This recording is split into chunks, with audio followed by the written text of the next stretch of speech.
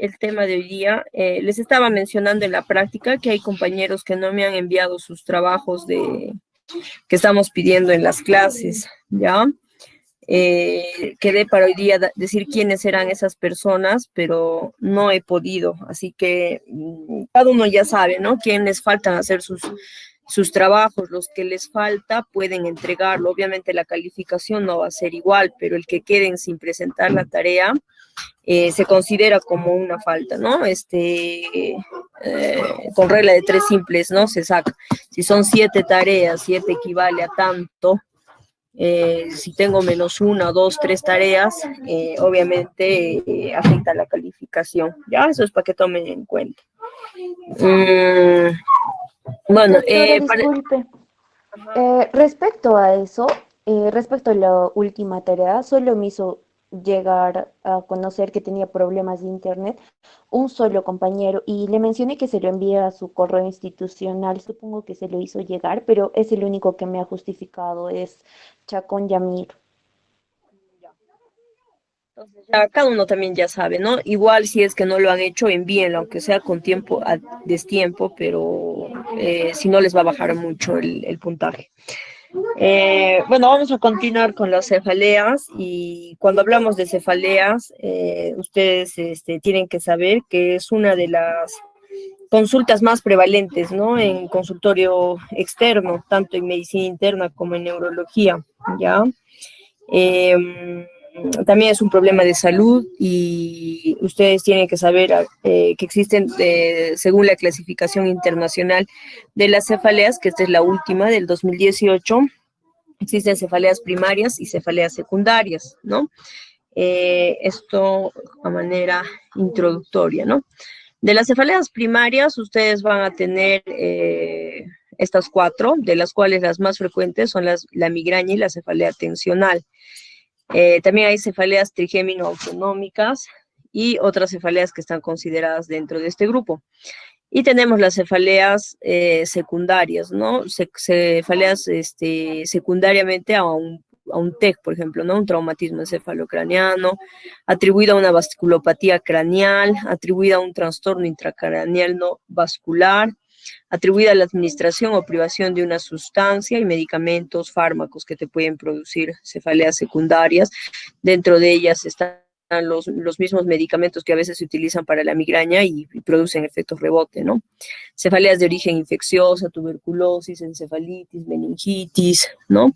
Cefaleas atribuidas a trastornos de la homeostasis, cefaleas a dolor facial atribuidos a trastornos del cráneo, cuellos, ojos, oídos, nariz, senos paranasales, cefalea atribuida a trastornos psiquiátricos también, ¿no?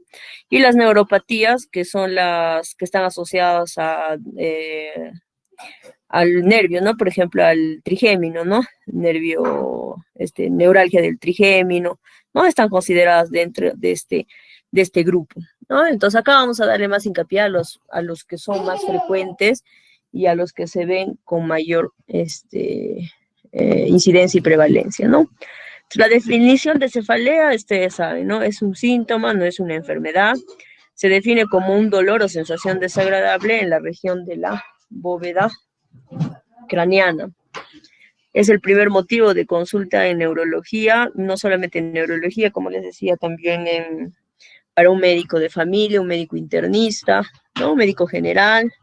Requiere de mucha experiencia, puede llevar a ser muy invalidante, ¿no?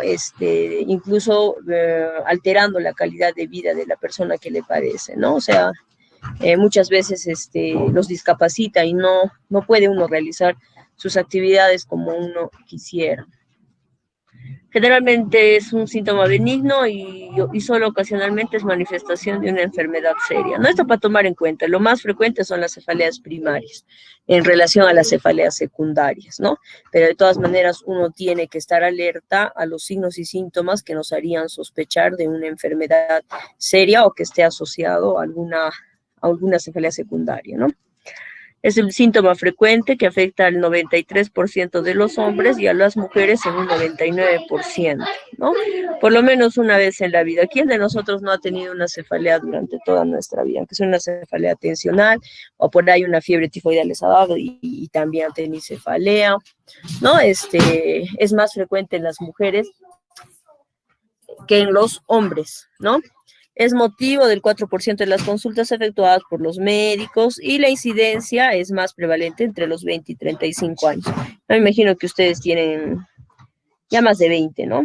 Entonces, muchos de ustedes, a ver, así a generalidades, 39 somos en el salón. ¿Cuántos sufren de migraña, de cefalea, de cualquier tipo de cefalea? Pongan en el chat, a ver. Yo.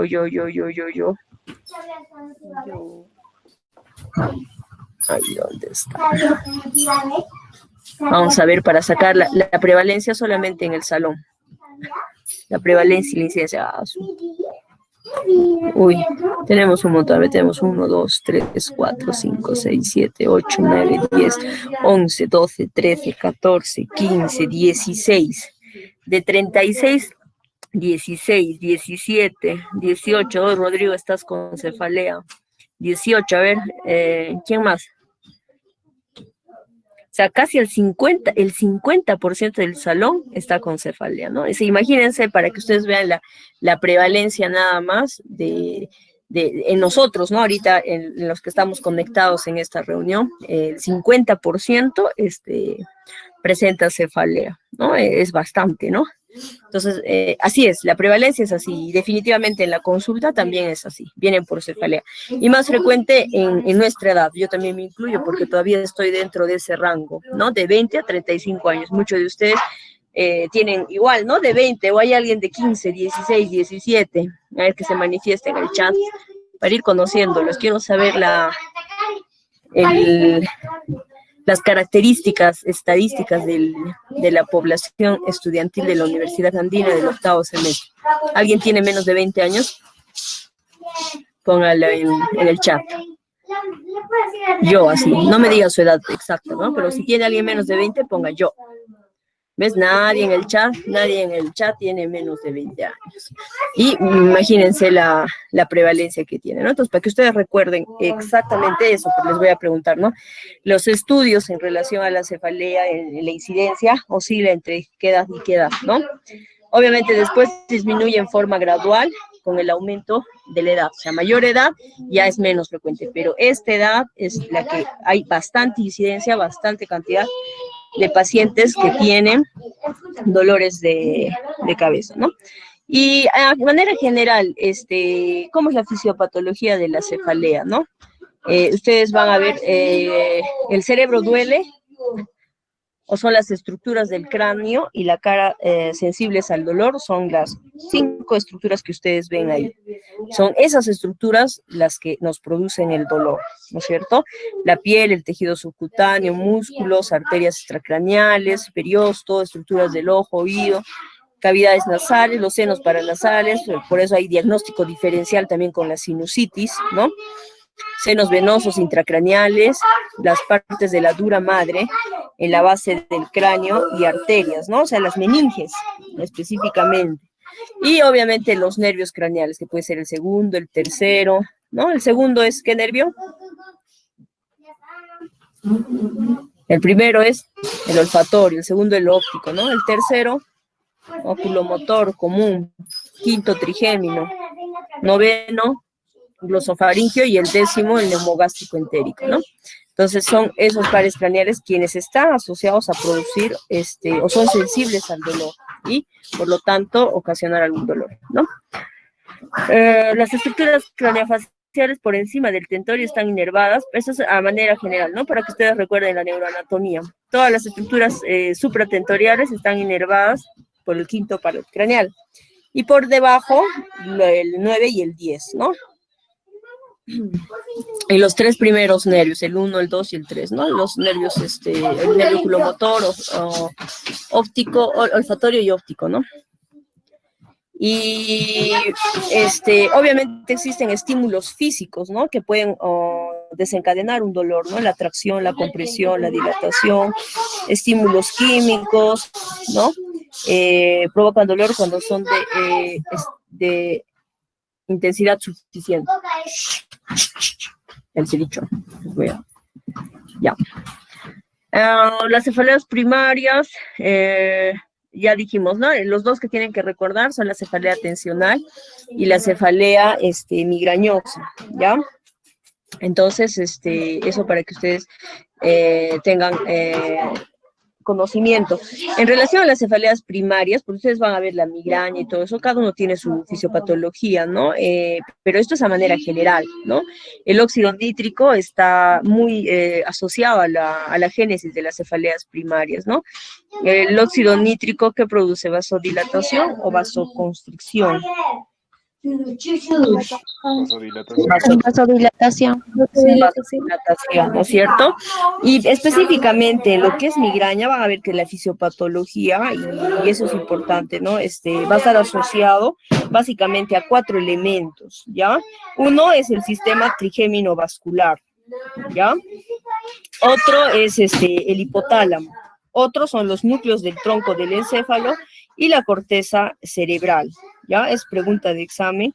¿Cuáles son los mecanismos o los elementos que intervienen en la migraña, ¿no? Entonces ustedes tienen que saber esos 4 mecanismos, ya que los van a estar ustedes repasando, leyendo cada uno, pero quiero que sepan qué de eso, ¿no? ¿Qué más? A ver, vamos a ir pasando uno por uno.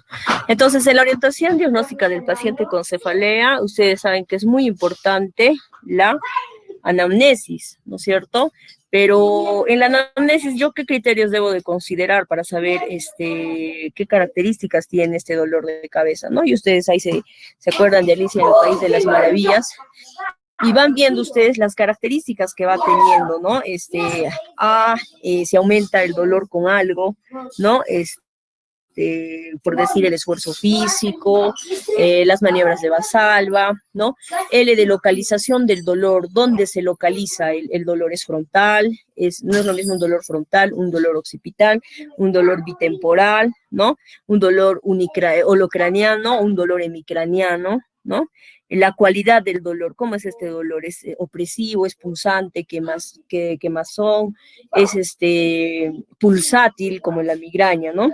La intensidad del dolor, siempre es importante preguntar la intensidad del dolor, ¿no? Y nosotros decimos del 1 al 10, ¿cuánto te duele tu cabeza? 1 es poquito y 10 es el peor dolor de tu vida, ¿no? Incluso tenemos una reglita con las caritas, ¿no? Una carita muy triste llorando y una carita feliz, ¿no? Entonces, dale una escala, le decimos al paciente, ¿no? La forma de instauración también es importante, el inicio, ¿no? Si ha sido insidioso, si ha sido brusco, el predominio horario también es muy bueno, ¿no? ¿Alguien sabe en qué momento yo debo de sospechar que la cefalea no es tan buena tenerla en ese horario? ¿Alguien sabe? De madrugada, doctora. De madrugada, ya vamos por ahí. Más que todo la nocturna, ¿no? La nocturna. Ajá, la nocturna nos hace pensar en cefalea, incluso tumores, ¿ya? Predominio de horario, duración y frecuencia, ¿no? A la semana, señora, ¿cuántas veces le viene el dolor? Su duración es importante, porque frente a eso voy a definir frente a qué situación estoy. El dicho. Ya. Y vamos viendo también los síntomas asociados, ¿no? Si tiene síntomas neurológicos y síntomas no neurológicos. Y al decir eso me refiero básicamente si tiene, por decir, pérdida de fuerza de un lado del cuerpo, si yo lo examino y tengo nistagmus, tengo ataxia, ¿no? Apraxia o algún tipo de alteración neurológica que me haga sospechar en alguna otra situación, ¿no? Factores que modifican y que alivian, ¿no? Entonces ahí ustedes van yendo, Alicia, ¿no? La localización, si aumenta con algo, la intensidad, la cualidad, el inicio, ¿no? Todas esas características uno tiene que tomar en cuenta esta palabra para que cuando uno haga la anamnesis del paciente tenga un diagnóstico y no se nos vaya ninguna característica o algo que nos podamos olvidar, ¿no? A veces por experiencia y todo ya nosotros vamos englobando la anamnesis, ¿no? Pero ustedes como están empezando, están leyendo, entonces esto no les debe de faltar cuando tiene un paciente con cefalea, ¿ya? ¿Y cuáles son los criterios de alarma? ¿No? O sea, ¿en qué paciente yo debo decir, no, esto no solo es una migraña, no, esto no es solo una cefalea tensional? En esto, ¿no? Si la cefalea es intensa y de comienzo agudo. Es el peor dolor de mi vida, doctor, mi dolor de cabeza. Yo nunca he sufrido dolor de cabeza y recién desde ayer estoy teniendo mi dolor de cabeza, ¿no? Ese es uno. El otro es el empeoramiento reciente de la cefalea crónica, con los que vimos en la práctica, ¿no? Y vamos a ir viendo con los demás, ¿no? El tema del paciente con neurocisticerco, o mejor dicho, con el paciente que tenía una cefalea crónica, ¿no? Pero no mejora, no hay mejoría con un tratamiento, ¿no? Y en vez de mejorar, el paciente empieza a tener empeoramiento, ¿no? Y uno ahí también tiene que tener un criterio de alarma, ¿ya? Cefaleas de frecuencia o intensidad crecientes, que en vez de aumenta la frecuencia y la intensidad, y cefaleas siempre del mismo lado, ¿no? Excepto si tú tienes la clínica para pensar en una migraña, en una cefalea en racimos en caso de varones, una neuralgia del trigémino, obviamente es hemicraniano, ¿no? Es de un solo lado. Y en esos pacientes obviamente tú vas haciendo el diagnóstico diferencial, ¿no? Con manifestaciones acompañantes, alteraciones psíquicas, ¿no? Digamos, agitación psicomotriz, trastornos del sensorio, crisis comiciales, o sea, convulsiones, comicial quiere decir convulsión, focalidad neurológica, si hay papiledema, ¿no? Es un signo que nosotros con el oftalmoscopio podemos ver si hay papiledema, si hay fiebre, si hay signos meningios, Kerner, Tucísky, todos los signos que ustedes han estudiado en semiología, y no se pueden explicar por enfermedades sistémicas, excepto migraña, ¿no? Si la cefalea está precipitada por esfuerzo, tos o cambio postural. Si está la cefalea en edades extremas, ¿no? O sea, ni muy chiquitito, ni muy grande, ¿no? O sea, ni muy adulto mayor, 80, 90 años, hay que tener con cuidado con la cefalea, ¿no? Obviamente hay otras causas, ¿no? La presión alta, por ejemplo, te puede dar una falsa alarma, ¿no? O sea, obviamente si es un abuelito con presión alta y tiene dolor de cabeza y le toma la presión, probablemente vamos a tener que pensar en eso, más que pensar en otra situación. Presentación predominantemente nocturna, excepto si ustedes tienen una cefalea en racimos, que vamos a ver que es más frecuente en varones. Cefaleas en pacientes oncológicos, ¿no? Y esto es importante, ¿no? Un paciente que tiene un cáncer pulmonar, ¿no? Generalmente los cánceres a nivel pulmonar hacen metástasis a nivel de cerebro, pero no es el único lugar, ¿no? ¿Qué lugares más harán metástasis al cerebro? ¿Alguien sabe? Aparte de un paciente que tenga cáncer pulmonar. Cuando ustedes tienen un paciente con cáncer pulmonar y de pronto empieza a tener cefalea, hay que sospechar en metástasis. Entonces es importante el antecedente oncológico, ¿no? Inmunodeprimidos, pacientes con VIH, ¿no? Estamos frente a criptococo, toxoplasmosis, tuberculosis, ¿no? Si es un paciente inmunodeprimido, tampoco, ¿no? Cefalea, no, seguro está tensionado, está estresado, no. Un paciente inmunodeprimido, hay que tener en cuenta también las neuroinfecciones, ¿ya? Entonces, acá un cuadro de más o menos cómo son las características y cómo vamos definiendo uno con otro, ¿no? Por ejemplo, de los senos paranasales, generalmente el dolor es detrás de la frente, generalmente es detrás de la frente y los pómulos, ¿ya? En brotes, o bueno, también la cefalea de Horton, ¿no? O la cefalea racemosa, es frecuentemente alrededor del ojo, ¿no? De esta manera. Por tensión, que es la mayoría de la que ustedes han puesto el 50%, es esta de acá, ¿no? Lo que se localiza a nivel frontal, y el dolor es opresivo y como una banda que aprieta toda la cabeza. Y la migraña generalmente son hemicranianas, ¿no? Y de tipo pulsátil, puede estar asociados a dolor, náuseas, cambios visuales, ¿no? Y eso se llaman auras, y son generalmente típicos de una migraña clásica. Pero vamos a seguir viendo el diagnóstico diferencial entre una y otra. Entonces, este cuadrito es importante porque con el de acá puedes sacar un caso clínico, ¿no? Viendo las características de la licia, ¿no? Acá, la localización, el tipo, la intensidad, si está relacionada a alguna actividad que aumenta o disminuye Si hay otros síntomas, ¿no? Como el caso de la migraña, las auras, o otros síntomas como fotofobia, fonofobia, náuseas, vómitos, ¿no? Cefaleas tensionales, duración, la duración también es importante, ¿no? La duración y la frecuencia. No es lo mismo hablar de un dolor de cabeza de 4 a 72 horas que un dolor que puede ser variable, ¿no? Y un dolor que dura de 15 a 180 minutos, ¿no? Cefalea en racimos o de Horton, o llamado también de clúster, para que ustedes sepan sus sinónimos, ¿no? Entonces, la migraña ustedes tienen que puede ser unilateral o bilateral. En la mayoría es unilateral, ¿ya? La cefalea tensional es bilateral. La cefalea en racimo es unilateral, generalmente localizado, como vimos acá, periocular, ¿no? Alrededor del ojito, hemifacial y hemicraneal. El tipo de cada uno es diferente, ¿no? Si te dicen pulsátil, al toque es migraña, ¿no? No todos te van a decir, lo siento pulsátil. Los niños, por ejemplo, te dicen, siento como si hubiera un corazón en mi cabecita. Pueden utilizar mucha terminología, que uno no lo va a decir, pues, ¿no? De manera pulsátil. La cefalea en racimos es muy variable, pero esa puede ser agudo, urente, penetrante, lacerante, también puede ser opresivo, ¿no? Pero a diferencia, por ejemplo, de la cefalea tensional, va a estar acompañado de estos síntomas, ¿no? De la inyección conjuntival, del lagrimeo, la miosis, tosis, congestión nasal, rinorrea, sudoración, ¿no? Entonces, ¿puede haber miosis? Sí, sí puede haber miosis. Yo les puedo dar un paciente, ¿no? Paciente de 30 años, encima varón, porque es más frecuente en los varones, que presenta lagrimeo en el ojo izquierdo, con un dolor, una cefalea unilateral, ¿no? Hasta que yo les dé síntomas de, como si fuera una alergia, ustedes tienen que pensar en cefalea, ¿no? El diagnóstico que dura de 15 a 180 minutos, encima les pongo así. La cefalea a la que estaríamos más pensando, ¿no? El diagnóstico probable, ¿cuál sería, no? Entonces les pongo ahí migraña, cefalea tensional. Entonces hay características básicas, clásicas, que digamos, o, ¿cómo decirlo? A ver, como un red flags, algo así como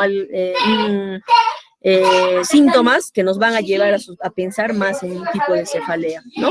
Y en la cefalea en racimos justamente es esto, ¿no? Toda la inyección conjuntival, la rinorrea, la sudoración.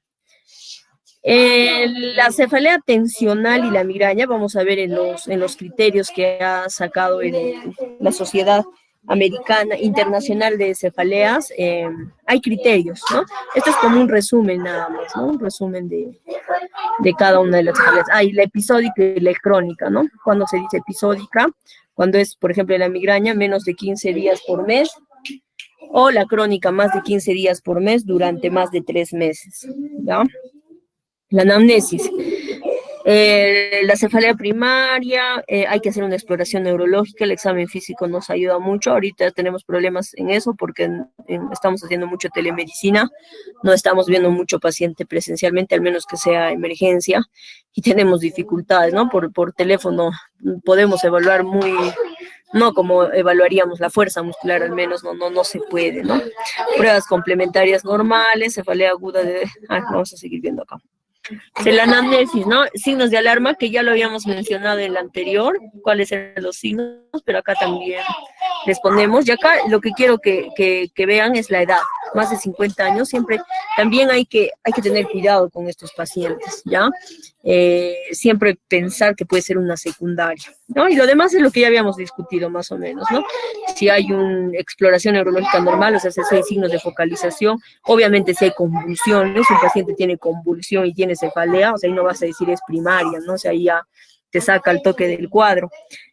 Cefaleas intensas desencadenadas por los esfuerzos, la actividad sexual, la tos o determinadas posturas, datos de enfermedad sistémica, ¿no?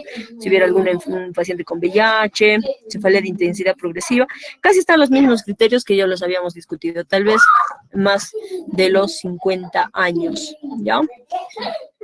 Y empezamos con la cefalea más frecuente, ¿no? Una de las cefaleas primarias más frecuentes, que es la migraña, ¿no? Afecta a cualquier edad, ¿no? Desde la niñez hasta la etapa adulta. Cefalea La cefalea en racimos en la segunda y tercera década, la cefalea orgánica, o sea, por alguna cefalea secundaria por alguna lesión, algo, más en adultos mayores, ¿no? Y en racimos en varones. Antecedentes en pacientes con migraña, siempre es importante el antecedente familiar. Se dice que el 50% de los pacientes que tienen migraña han tenido un antecedente de algún familiar, ¿no? La mamá, el papá, alguien que ha tenido la migraña, el dolor de cabeza, ¿no? Ahorita lo vamos a ir viendo. Lo que sí tiene que tal vez saber es que hay algunos estímulos externos, ¿no? Como alteraciones, por ejemplo, del sueño, estímulos químicos, físicos, alimentos, estrés, que pueden generar un desequilibrio de las estructuras neuronales. Y de los 4 elementos que les había mencionado de antes, que pueden ocasionar la migraña, ¿no? El sistema trigémino vascular, el hipotálamo, los núcleos del tronco, del encéfalo y la corteza cerebral. Entonces, todas estos estímulos externos pueden provocar, se dice, ¿no?, una onda de despolarización de las estructuras neuronales. Y este desequilibrio puede provocar, a su vez, que se produzca, ¿no?, la cefalea. A este fenómeno se le conoce como una depresión cortical propagada, ¿ya? En la que se produce una hipofunción transitoria de toda la corteza cerebral, y por lo tanto, pues la cefalea, el dolor, ¿no?, el malestar. Una persona puede tener más de una cefalea primaria, sí, ¿no? Y eso se llama cefalea mixta o combinada. Puede tener migraña y cefalea de tipo tensional a la vez, ¿no? No necesariamente tener una, ¿no? Puedes tú tener los dos. Entonces, en la cefalea primaria reciente, en un comienzo reciente, pensar a veces en una cefalea primaria, ¿no? Pero si ya tú tienes una cefalea crónica, refractaria, tratamiento recurrente, hay que pensar en una cefalea secundaria. Obviamente la migraña y la cefalea tensional está asociada a una cefalea de larga evolución, ¿ya? Otra vez acá tenemos las diferencias en relación a las características de cada una de las cefaleas, ¿no? La migraña, hemicranial, frontal, occipital o bilateral, de tipo pulsátil y continuo. Cefalea en acúmulos es unilateral, periorbitaria o frontoorbitaria. La cefalea de tipo tensional puede ser difusa, de distintas localizaciones, un dolor opresivo, quemante y punzante. Cefaleas a investigar, bueno, glaucoma, sinusitis, otras cefaleas, ¿no? La sinusitis, siempre a la cabeza también la sinusitis. La migraña, y esto es el tema de la Alicia, ¿no? Cuando decíamos qué cefaleas son las que están más frecuentes y en qué momento del día, ¿no? La migraña, por ejemplo, generalmente es mañanera. La cefalea tensional es la de la tarde, la que ustedes ahorita están teniendo, ¿no? Y ahorita, el que me ha dicho ahorita, ese cefalea tensional es, miren, de la tarde, predominio de la tarde, ¿no? La mayoría de ustedes seguramente tienen una cefalea tensional. Les estresa llevar clases virtuales, me imagino, ¿no? Para nosotros también es difícil, de verdad que para nosotros no interactuar con ustedes, a mí se me hace difícil porque a mí me gusta interactuar bastante con los alumnos para que no se duerman, ¿no? Y a veces mantenerlos así virtualmente es una tarea grande, tanto para mí y yo sé que para ustedes también, ¿no? Estar acá pegados a la computadora sin poder interactuar y ver sus expresiones de sus caritas de todos ustedes. En racimos durante todo el día, pero dijimos que es también a predominio nocturno, y las tumorales, acá faltó, ¿no? Las cefaleas secundarias por tumores pueden tener más un predominio de nocturno, ¿ya? Duración y frecuencia. Dijimos que la migraña dura de 4 a 72 horas, ¿no? La cefalea tipo tensional, varios minutos o varios días. Ya bueno, acá tenemos ya de la neuralgia del trigémino, ¿no? Síntomas no neurológicos. Los síntomas no neurológicos podría ser, ¿no? La migraña, dolor, náuseas, vómitos, fotofobia, intolerancia al ruido, sonofobia, ¿no? Incluso osmofobia, ¿no? No tolera los olores. En la cefalea tensional está asociada a ansiedad y depresión, generalmente un componente emocional, ¿no? sensación mal definida de mareo, y esto me viene muy frecuente, ¿no? El paciente viene como si tuviera un mareo, y a veces dice, no, me siento como borrachito, como borrachita, ¿no? Y uno le pregunta el componente emocional, si tiene estrés, tensión, o está durmiendo bien por las noches, ¿no? Y va un poco más definiendo la cefalea. Cefalea por presión intracraneal, náuseas y vómitos, ya saben, síndrome de hipertensión endocraneal, acá faltaría, ¿no? Papiledema, cefalea en racimos o cúmulos, ya les dije, como si fuera una alergia, enrojecimiento, rinorrea, ¿no? Eso te puede ocasionar. Migraña con aura pueden ser alteraciones visuales, no solamente las migrañas pueden ser visuales, ¿no? Fotopsias, no. También puede haber trastornos del lenguaje, pérdida de la fuerza, ¿no? Pero obviamente son transitorios, no van a ser síntomas permanentes, ¿no? Signos que duran más de una hora, obligada a descartar la presencia de una enfermedad vascular. O sea, el tiempo tiene que ser menos de una hora. Si tú tienes alguno de estas auras, como alteración visual, porque recuerden la alteración, ¿no? Anopsias, cuadrantopsias, etcétera, o sea, y pasa más de este tiempo, que es de una hora, hay que descartar que no se deba a un infarto, un stroke, ¿no? Si tienes pérdida de la fuerza, por ejemplo, del hemicuerpo del lado derecho y te dura más de ese tiempo. Ahora, algunos me dirán, pero doctora, también puede ser un ataque isquémico transitorio, obviamente. Por eso en el diagnóstico diferencial siempre hay que tener en claro qué patologías te pueden producir debilidad de fuerza de un lado del cuerpo, ¿no? Obviamente no solamente eso, puede ser hasta un tumor, pero ¿qué le va a definir entre uno y otro? Es la hora, ¿no? El tiempo, mejor dicho. Si estamos más de una hora, o sea, tienes que descartar que no sea por otra causa, no solamente acá presencia de una enfermedad vascular, sino un tumor, ¿no? Un cisticerco con edema, o alguna neuroinfección con edema que le esté ocasionando, ¿no? El tiempo. Factores que modifican la cefalea, bueno, ya les había mencionado, ¿no? El estrés, el ritmo de sueño, todo eso. Bueno, ¿qué más tenemos acá?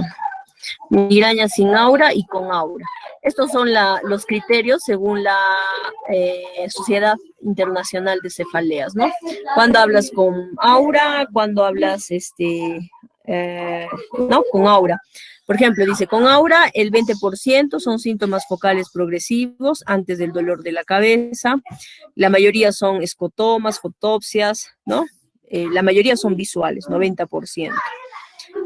Clínica sensitiva, adormecimiento perioral, ¿no? Distal en brazo y cara, trastornos del lenguaje, también puede haber afasia, pero vuelvo a decir, no es más del tiempo, no más de una hora.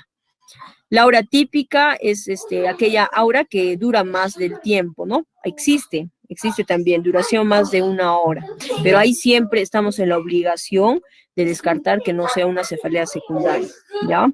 Migraña hemipléjica familiar, ¿qué más? Los factores dietéticos son desencadenantes, ¿no? Acá ustedes van a ver que hay productos que cuando viene un paciente con migraña le decimos, no comas chocolate, comes queso, no tomes leche, no comas naranja, no comas embutidos, etcétera.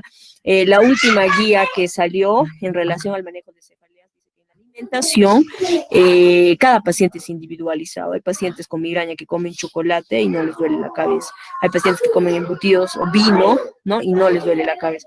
Dicen que eso es individualizado, ¿ya? Antes sí se creía que para todos los pacientes, eso no fue así que las guías actuales ya no recomiendan una dieta estricta para los pacientes migrañosos. Ambientales, cambios en presión atmosférica, la calor, por ejemplo, está asociado a más dolores de cabeza, ¿no? Un paciente que tiene migraña y se va a la selva, a Puerto Maldonado, Quillabamba, climas cálidos, el dolor se exacerba. Hormonales, periodo premenstrual, muchas de las chicas que están conectadas probablemente tienen migraña y justo antes de que les venga su ruler, les duele también la cabeza, ¿no? Entonces, también está asociado a el periodo premenstrual. Factores genéticos, bueno, genéticamente, ¿no? Como les decía, el 50% de los pacientes con migraña, muchos de ellos han tenido un antecedente familiar, ¿no? Y ahí están algunos cromosomas ahí asociados a los dolores de cabeza. Factores agravantes o precipitantes, ¿no? Para que ustedes tomen en cuenta qué es lo que antes les imprimíamos incluso al paciente, ¿no? Señora, no puede comer esto, queso, champiñones, extracto de chocolates, cítricos, bebidas alcohólicas, el vino tinto específicamente, me diga alimentos que tengan glutamato, aspartato, bla, bla, bla, bla, bla, ¿no? Y todo eso que ustedes ven acá, ¿no? Como les digo, en relación a los alimentos, se hace como que una dieta más individualizada. Lo que sí no cambia son estos, ¿no? El trasnochar, dormir la siesta, levantarse más tarde, ¿no? Variaciones hormonales, menstruación, ovulación, la persona que utiliza anticonceptivos, ¿no? Estados psicológicos, estrés, exámenes. Ahorita, ¿por qué están ustedes estresados? El 50% está con dolor, cefalea, porque si ni siquiera hemos empezado los exámenes, ¿no? Viajes, también hay personas que se estresan solamente para hacer un viaje. Síntomas prodrómicos, ¿no? Los síntomas prodrómicos son diferentes al aura. No es lo mismo aura que un síntoma prodrómico. Son síntomas que preceden a la migraña, ¿no? Y generalmente están asociados a alteraciones psiquiátricas. Ustedes al paciente que sufre de migraña lo ven días antes, va a tener alteraciones del humor, se va a volver más irritable o más hiperactivo, se le altera la memoria o puede tener dificultad para denominar, eso se llama anomia, cansancio, depresión, alteraciones del sueño, tienen mucho sueño, ¿no? O no duermen, alteraciones del apetito, alteraciones de la libido, oliguria. Esos son síntomas prodrómicos que ya nos está diciendo que va a venir un aura, si es una migraña con aura, o va a venir una migraña sin aura, ¿no? Pero son los síntomas prodrómicos, ¿no? Ya como que el avisar. La fisiopatología de la migraña, ¿no? Les dijimos los 4 elementos que ya los había mencionado. También propaganda de la corteza, onda de despolarización, disfunción de canulopatías también, ¿no? En relación, por ejemplo, al potasio, ¿no? Los excitadores, ¿no? En la cabeza, aspartato y glutamato, núcleos del tronco cerebral, que también les había mencionado, la corteza cerebral, hipersensibilidad anormal, el sistema vascular trigeminal, ¿no? Trigémino vascular, ¿qué más? Acá nos está faltando en la fisiopatología la serotonina, ¿no? Vamos a ver ahorita. Activación de terminales y neuronas trigeminales, liberan neurosina A y sustancias inducen inflamación vascular, hipersensibilidad. Esto, ¿no? Los receptores serotoninérgicos también están relacionados a la migraña, ¿no? Y la serotonina, pues no hay disminución de los niveles de serotonina por estos receptores, no hay una alteración a nivel de los receptores. Estos acá algunos criterios que se utilizan, que ya lo habíamos mencionado anteriormente, pero lo que quiero, les voy a pasar la clasificación internacional a todos, al grupo de práctica, por favor lo comparten con los de la teoría, o para que puedan hacer la revisión, ¿no? De los criterios para saber frente a qué cefalea están. Van a ver que no, yo lo estoy resumiendo, ¿no? En 2 cefaleas más frecuentes, pero es un montón, ¿no? Hay cefalea vestibular, por ejemplo, ¿no? Que tiene todos los síntomas otorrinos, ¿no? Tiene vértigo el paciente, hay un montón también de migrañas, ¿no? No solamente crean que es migraña con aura y sin aura. El tratamiento de las migrañas va a ser básicamente con analgésicos, AINES, ¿no? Ustedes cuando tienen una migraña pueden empezar con estos medicamentos, ¿no? Asociado a antieméticos, uno de los mejores es la metoclopramida. También se puede utilizar agonistas, ¿no? Como el sumatriptán. Acá utilizamos el sumatriptán. Ya. Los ergotamínicos también. Hay medicamentos que vienen asociados, ¿no? Clonixinato de lisina más ergotamina, por ejemplo, ¿no? Medicamentos que vienen asociados para la acción, ¿no? El sumatriptán. Para el tratamiento preventivo tenemos los betabloqueantes, ¿no? Podemos utilizar el propanolol, nadolol, metoprolol, atenolol. El más utilizado es el propanolol. Ya, yo sí lo utilizo bastante, el propanolol, para prevención migrañosa. También tenemos antidepresivos, ¿no? Amitriptilina, y esa es la discusión que tengo muchas veces con muchos pacientes. No, doctora, me está sedando, pues sí, yo no tengo insomnio, pues sí, yo no tengo problemas, ¿no? Dense cuenta que para tratamiento preventivo de las migrañas, ¿no? Se puede utilizar la amitriptilina, incluso la fluoxetina, ¿no? Que son inhibidores de la recaptación de la serotonina. Antiepilépticos, los dos más frecuentes, el topiramato y el valproato, ¿no? ¿A quién le doy el valproato? ¿Al gordito o al flaquito? ¿Y a quién le doy el topiramato? ¿Al gordito o al flaquito? Yo tengo un paciente con migraña, ¿no? Que tiene migraña, pero tiene sobrepeso, digamos, ¿no? Tiene, ni siquiera sobrepeso, digamos, tiene obesidad, su índice de masa corporal en 40, digamos, ¿no? Y es un paciente con migraña. Y yo tengo que elegir un tratamiento preventivo para este paciente. A ver, ¿quién me dice cuál le doy y cuál no le doy? ¿Topiramato? Topiramato, doctora, sería la persona con sobrepeso. ¿No? ¿Tu nombre? Ay, Durán Olivera Diana. Ya, sí, muy bien, correcto, ¿no?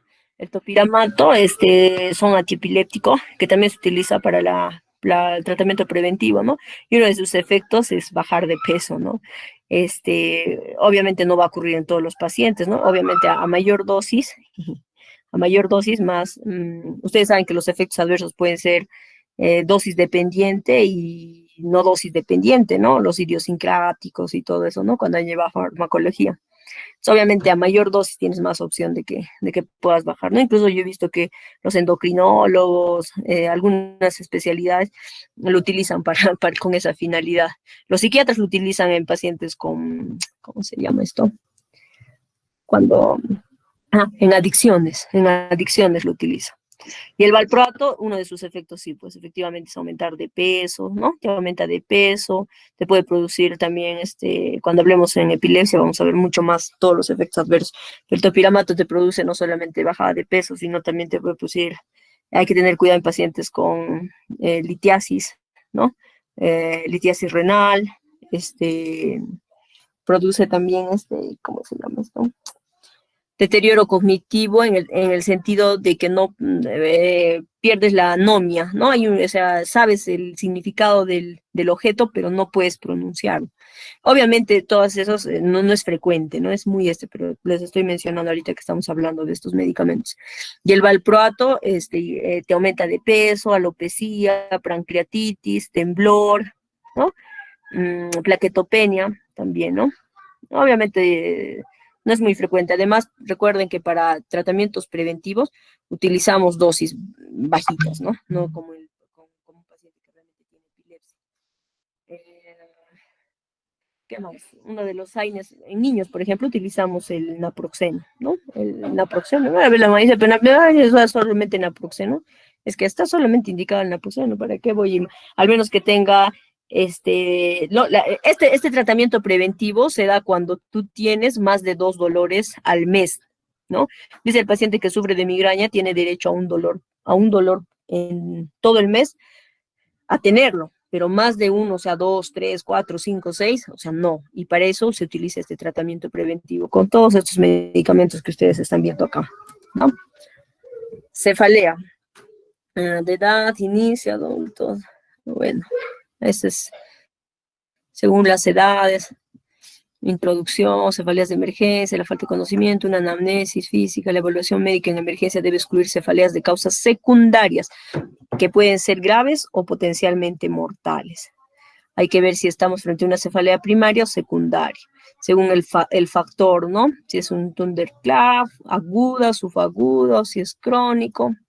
Y salió un artículo, ¿no? Salió un artículo les hablaba en la clase de práctica, ¿no? Del Snoopy, yo me acuerdo de Snoopy, para ver las causas secundarias, ¿no? Este artículo lo pueden buscar, ve básicamente cuándo sospechar de una causa secundaria un paciente con cefalea, ¿no? Y ustedes ven el Snoop, ¿no? ¿Qué es el SNUP, no? S de síntomas sistémicos, ¿no? Signos o síntomas sistémicos. N de síntomas neurológicos. O del inicio súbito, onset sudden, onset after age 50 years, ¿no? Inicio después de los 50 años. Por eso esa edad ustedes tienen que recordar, ¿no? En el examen les puedo poner, ¿no? O sea, la edad es importante. Y esto no es un invento mío, ¿no? No es para que se acuerden mis alumnos, yo me voy a creer, no, esto está publicado. Pattern change es el cambio del patrón, ¿no? Si hubo una historia previa de dolor de cabeza. Vamos a desarrollar cada uno de ellos. Por ejemplo, síntomas sistémicos o signos de enfermedades sistémicas, ¿no? Si hay fiebre, pérdida de peso, sudoración, ¿no? Historia de malignidad, inmunosupresión, ¿no? El paciente, una encefalitis, una meningitis, está acompañado generalmente de fiebre, ¿no? En la encefalitis, la triada es alteración de la conciencia, fiebre y cefalea, ¿no? Entonces, si ustedes tienen un paciente con síntomas sistémicos, hay que pensar en una cefalea secundaria, pérdida de peso, si ha bajado, aumentado de peso, si hay sudoración nocturna, si dijimos si había cánceres, ¿no? Inmunosupresión, arteritis de las células gigantes, una arteritis de las células gigantes, infecciones, neoplasias, neurológicos, si hay síntomas, ¿no? Neurológicos, si hay hemiparesias, disartrias, vértigos, ataxia para la marcha, si hay diplopía, ¿no? Eso también nos ayuda a ver, a descartar, ¿no? Si no hay una neoplasia, una infección inflamatoria vascular. O sea, eso es para que ustedes tomen en cuenta en las cefaleas secundarias. El inicio, ¿no? El inicio. Causas de cefalea relámpago, thunderclap, ¿no? Esto es pregunta de examen, ¿no? ¿Cuáles son las cefaleas de tipo Condor? ¿Cuáles son las causas, ¿no? Ustedes tienen acá toda infección intracraneal, hemorragia subaracnoidea, ¿no? No es lo mismo decir una cefalea de comienzo repentino, abrupto, o que una cefalea que de poco a poco se ha ido intensificando, ¿no? Ha aumentado en intensidad. El inicio brusco también, repentino, de todas maneras uno tiene que hacer todo el SNUP, ¿no? No solamente ver el inicio, hay que ver otras peculiaridades. De acá la más frecuente, la hemorragia subaracnoidea, ya la cefalea peor de nuestras vidas, dice, ¿no? De peor de sus vidas. Comienzo después de los 50 años, es inusual la aparición de cefaleas primarias después de los 50 años, la edad no se olvide. El cambio de patrón, ¿no? Y en el patrón, en el pattern, P4, ¿por qué se pone P4? Porque ustedes ven 4 características, ¿no? Si al paciente que tiene una cefalea con náuseas, vómitos, yo le hago un fondo de ojo y tengo papiledema, ¿no? Es para pensar en un síndrome de hipertensión endocrinal, por lo tanto en una cefalea secundaria. Postural, ¿no? Si hay agravamiento con la postura, precipitada por maniobras de valsalva, progresiva, con pérdida de los periodos libres de dolor. Esos es el SNUP 4, ¿no? Para que ustedes lo vean. Nuestro paciente, a ver, acá, en este caso clínico, a ver, ¿quién se anima? Dice, un paciente luego de tomar alcohol despierta con cefalea holocraniana pulsátil, 4 de 10 asociado a fiebre. Se automedica con pastillas, dice. Persiste la cefalea holocraniana que le impedía dormir, nocturna. Permanece con cefalea la mayor parte del día, persistía febril y presenta un vómito, ¿no? Luego está hipoactivo, somnoliento, con hiporexia, vómitos persistentes, dificultad a la marcha. Sus funciones biológicas, ahí ustedes lo ven, apetito disminuido, sed disminuida, orina conservada, deposición conservada y sueño disminuido. Hasta ahí, ¿quién me dice qué es? En racimo, doctora, Una cefalea en migraña, racimo. doctora. Y a ver, dime, ¿por qué cefalea en racimo? ¿Te parece cefalea en racimo? Doctora, ¿por qué es holocraniano? Tal vez En porque racimo dijimos que era holocraniano. En racimo dijimos que es hemicraniano, periorbitario, ¿no? Es más de un solo lado. A ver, recuérdate lo que... presenta todo el día, tal vez por eso. La mayor parte del día presenta la cefalea. Ya, pero una cefalea de racimo te dará fiebre, mira, asociado a alza térmica.